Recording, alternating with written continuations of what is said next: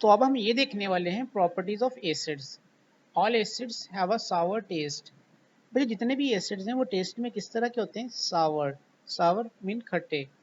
For example yogurt, lemon, orange, they have sour taste because they contain an acid.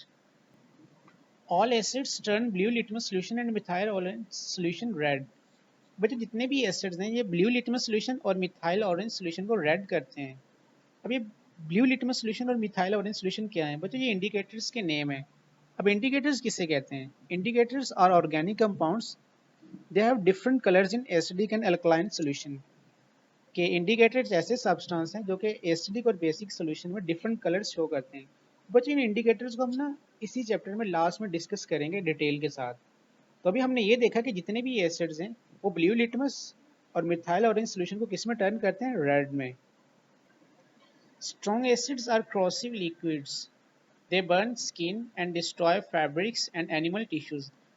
भैया जितने भी strong acids हैं ना, like hydrochloric acid, sulphuric acid and nitric acid, ये corrosive in nature होते हैं। It mean कि अगर ये आपकी स्किन के ऊपर गिर जाए तो आपकी ये स्किन को और कपड़ों को डिस्ट्रॉय कर देते हैं, बर्न कर देंगे।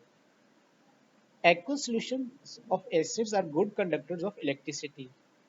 कि एसिड के जो एक्वस सोल्यूशन होते हैं ना, एक्वस कहते हैं वाटर को, और इलेक्ट्रिसिटी के बच्चे गुड कंडक्टर्स होते हैं। कंडक्टर्स ऐसे सब्सटेंस को कहते हैं, ऐसे ऑब्जेक्ट्स को कहते हैं, मटेरियल्स को कहते हैं जो कि इलेक्ट्रिसिटी, जिनमें इलेक्ट्रिसिटी इजीली पास हो जाए। तब एसिड के जो एक्वस सोल्यूशन होंगे वो इलेक्ट्रिसिटी गुड कंडक्टर्स होते हैं। इट मीन कि उनमें इलेक्ट्रिसिटी इजीली पास हो जाती है। Acids react with reactive metals, magnesium, zinc, to form salt and evolve hydrogen gas. अब जो एसिड जब भी किसी रिएक्टिव मेटल के साथ रिएक्ट करते हैं तो उससे दो चीज़ें बनती है, एक सॉल्ट बनता है, साथ में हाइड्रोजन गैस लिबरेट होती है। फॉर एग्जांपल ये नीचे एक रिएक्शन दिया हुआ है मैग्नीशियम का हाइड्रोक्लोरिक एसिड के साथ, ये भी दोनों रिएक्ट करेंगे तो उससे मैग्नीशियम क्लोराइड एक सॉल्ट बनेगा और साथ में कौन सी गैस लिबरेट होगी? Hydrogen gas. तो अभी हमने ये देखा कि जितने भी एसिड हैं जब मेटल के साथ रिएक्ट करते हैं, एक तो उस मेटल का रिस्पेक्टिव सॉल्ट बनेगा और साथ में नंबर सेकंड कौन सी चीज़ बनेगी? हाइड्रोजन गैस बनेगी। हाइड्रोजन गैस इवॉल्व होगी, लिबरेट होगी, रिलीज होगी। Hydrogen gas produce in the reaction Burns with pop sound. अब जो इस रिएक्शन में जो हाइड्रोजन गैस प्रोड्यूस होगी वो पॉप साउंड के साथ बर्न होती है।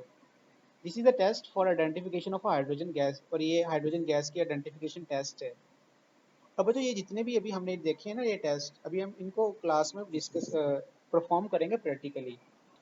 Acids react with metal carbonates and metal hydrogen carbonates to liberate carbon dioxide. Acid जब metal carbonates like CaCO3 calcium carbonate and metal hydrogen carbonate like NaCO3 sodium bicarbonate जिसको baking powder भी कहते हैं, clear. तो बच्चों जब इनके साथ रिएक्ट करती है एसिड्स तो ये कार्बन डाइऑक्साइड गैस प्रोड्यूस करती है। For example calcium carbonate react with hydrochloric acid, it form calcium chloride, water and carbon dioxide gas.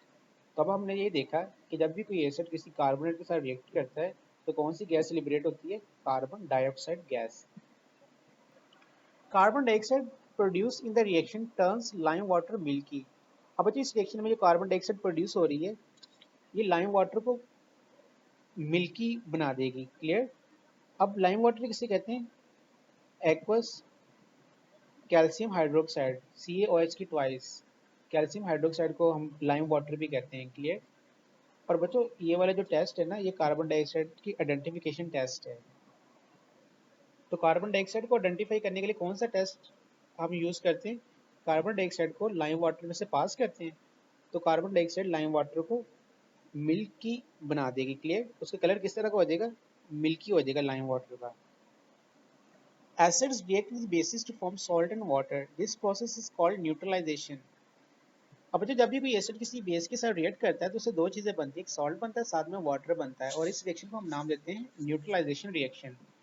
और इसे न्यूट्रलाइजेशन रिएक्शन इसलिए कहते हैं क्योंकि जब एसिड और बेस एक दूसरे के साथ रिएक्ट करते हैं तो ये एक दूसरे के इफेक्ट को कैंसिल आउट कर देते हैं, एक दूसरे के इफेक्ट को न्यूट्रलाइज कर देते हैं, क्लियर। इसी वजह से इसको हम नाम देते हैं न्यूट्रलाइजेशन रिएक्शन का। अब बच्चों जब एसिड और बेस रिएक्ट करते हैं तो उससे जो न्यू कंपाउंड बनते हैं सॉल्ट और वाटर वो भी दोनों न्यूट्रल होते हैं, क्लियर। लाइक सल्फ्यूरिक एसिड जब सोडियम हाइड्रोक्साइड के साथ रिएक्ट करेगा, अब सल्फ्यूरिक एसिड एक एसिड है और सोडियम हाइड्रोक्साइड एक बेस है, इन दोनों का जब रिएक्शन होगा तो उससे दो चीज़ें बनेंगी, सॉल्ट और water, clear. Na2SO4 sodium sulphate और साथ में वाटर H2O।